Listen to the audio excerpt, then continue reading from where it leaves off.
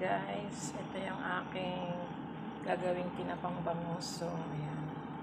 Ginawa ko siyang, binabad ko siya sa brine solution, guys. And then, siguro mga 20 minutes na siyang nakababad dito sa brine solution. I-steam ko siya, guys, ng 10 to 15 minutes bago natin pausukan.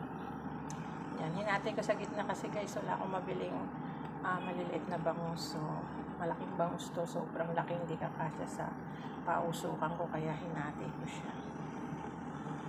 So, ayan siya, guys, kumulo na yung ating tubig. Ayan, i-steam natin yung ating tinapang bangus. Aalisin ko na siya dito sa brine solution. I-try ko lang yung dalawang malalaki, guys. Yung iba is magdadaing ako.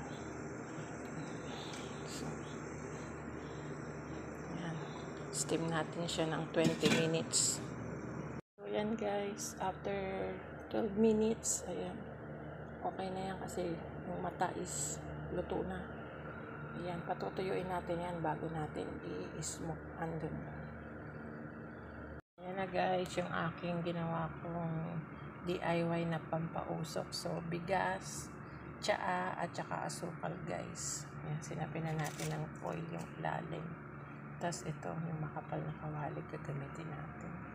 So, ayan, guys, yung ating first layer. So, bali, papatong natin itong dalawa pa. So, pinahiran ko siya, guys, ng toyo, mantika, at saka konting yellow food color para maganda yung kulay niya, shiny. So, ayan siya, guys. 30 minutes natin siyang pauusukan. Usok na siya, guys.